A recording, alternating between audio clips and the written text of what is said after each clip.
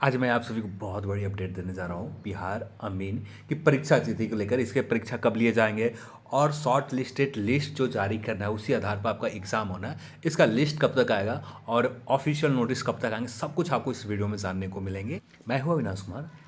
Channel पर आप नए हैं तो चैनल को सब्सक्राइब कर लें, इस वीडियो को लाइक करें और दोस्तों के साथ शेयर जरूर करें। वीडियो शुरू करने से पहले इसके विज्ञापन आए हुए फॉर्म फिलअप किए हुए 2 मंथ यदि और पूर जाते हैं यानी अप्रैल तक आ जाते हैं तो ये 1 ईयर कंप्लीट हो जाएंगे। अभी तक इसकी शॉर्ट लिस्टेड लिस्ट नहीं जारी की गई और टोटल जो पद है 1767 पद टोटल हैं और इस पद के ऊपर भर्ती ली जानी है। और यदि बात करें इस एग्ज़ाम की ऑफिशियल एग्ज़ाम तिथि कब तक आएंगे तो इस सप्ताह में यानी इसी वीक में आपका ऑफिशियल एग्ज़ाम परीक्षा तिथि अनाउंस कर दी जाएगी। तो आपके पास समय नहीं है। जितने भी अभ्यर्थी 1767 पदों के लिए अप्लाई किया था उन सभी अभ्यर्थियों के लिए समय उतना नहीं है।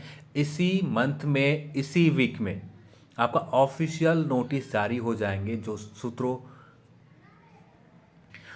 आपको अपडेट दे रहा हूँ पूरी तरह से कंफर्म सोर्सेज से दे रहा हूँ, तो आप बेफिक्र होकर आप अपने एग्ज़ाम के प्रिपरेशन में लग जाएं। यदि बात करें कट ऑफ के ऊपर, यदि आप जनरल में आते हैं तो जनरल में कम से कम आपका 72 से लेकर 75 के बीच में आपका स्कोर आता है। यदि आपके एकेडमिक लेवल के जो मेरिट तैयार किए जा रहे हैं आपके स्कोर के हिसाब से इसके आसपास आते हैं तो बहुत बेहतरीन। यदि बीसी कैटेगरी की बात करें, यदि आप बीसी में आते हैं तो यहाँ पर आपके स्कोर 68 से लेकर 71% के आसपास आपके स्कोर आते हैं। एकेडमिक लेवल में जो स्कोर आपको मेरिट अपने हिसाब से जो काउंट किया होगा इसके आसपास आते हैं तो आपका यहाँ पर सिलेक्शन हो सकते हैं आगे के स्टेप एग्ज़ाम के लिए। इसके बाद बात करें ईबीसी, तो ईबीसी भी कुछ ऐसा ही रहने जा रहा है। ईबीसी कैटेगरी में भी आप मान कर चल सकते हैं कि 70 के आसपास 67 से लेकर 70% के आसपास यदि आपके मेरिट स्कोर मेरिट का जो आपने निकाल कर रखा है इसके आसपास आ रहे हैं तो आप यहाँ पर सिलेक्शन हो सकती है। आप आगे का स्टेप जो है इसके एग्ज़ाम के लिए आप शामिल हो सकते हैं। सीबीटी जो कंप्यूटर बेस्ड एग्ज़ाम लिए जाएंगे।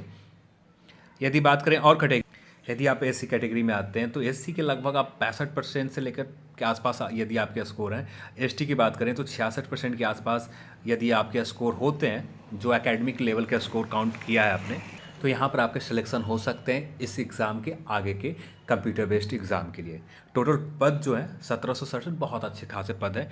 यदि बात करें एग्ज़ाम, यदि नोटिस 25 जनवरी के आसपास आ जाते हैं, नोटिस यदि 25 जनवरी के आसपास आ जाते हैं तो आपको मिड फरवरी से पहले इसके एग्ज़ाम स्टार्ट हो सकते हैं। फिर से आपको बता रहा हूँ, यदि आपकी नोटिफिकेशन जो उम्मीद है कि 25 जनवरी के इसके एग्ज़ाम नोटिफिकेशन इसका रिज़ल्ट यानी जो शॉर्ट लिस्टेड लिस्ट जारी करना है, ये सारे चीज़ आपको 25 जनवरी 26 जनवरी 27 जनवरी के आसपास इसके ऑफिशियल वेबसाइट के ऊपर आपको आ जाएंगे। यदि 25 जनवरी के नोटिफिकेशन यदि इससे पहले आते हैं 25 जनवरी के आसपास आ जाते हैं तो आप मान कर चल सकते हैं कि फरवरी के सेकेंड वीक में फरवरी के आपका ऑनलाइन एग्ज़ाम ले लिए जा सकते हैं। तो आप अपनी तैयारी, आपके पास समय उतना नहीं है कि आप लंबे समय तक इंतज़ार नहीं कर सकते हैं, आपको लंबा समय नहीं मिलेगा। यानी अप्रॉक्स आप मान कर चल सकते हैं कि 15 से 20 दिन आपको समय दिए जाएंगे। 15 से 20 दिन के बाद आपका एग्ज़ाम स्टार्ट हो जाएंगे। तो ये आपके सामने परीक्षा तिथि की जो एग्जैक्ट खबर नहीं निकल कर आ रही है कि एग्जैक्ट कब तक लिए जाएंगे, जो रूमर्स है उसके आधार पर बात करें तो सेकेंड वीक फरवरी में बताई जा रही है कि सेकेंड वीक फरवरी में बिहार अमीन की परीक्षा ली जा सकती है। पर एग्ज़ाम के नोटिफिकेशन के ऊपर बात करें तो ये पूरी तरह से कन्फर्म है कि 25 से लेकर 28 जनवरी के आसपास आपको ऑफिशियल नोटिस ऑफिशियल वेबसाइट के ऊपर एग्ज़ाम डेट को लेकर आपका शॉर्ट लिस्टेड लिस्ट ये सब कुछ आपको ऑफिशियल वेबसाइट के ऊपर आ जाएंगे। ये आरटीआई रिप्लाई है जिसमें कितने पद स्वीकृति दी गई है, ये सारे स्वीकृति पद है और इनके भर्ती प्रक्रिया बहुत जल्द पूरी भी कर ली जाएगी। आप चैनल को सब्सक्राइब करके चैनल के साथ जुड़े रहें।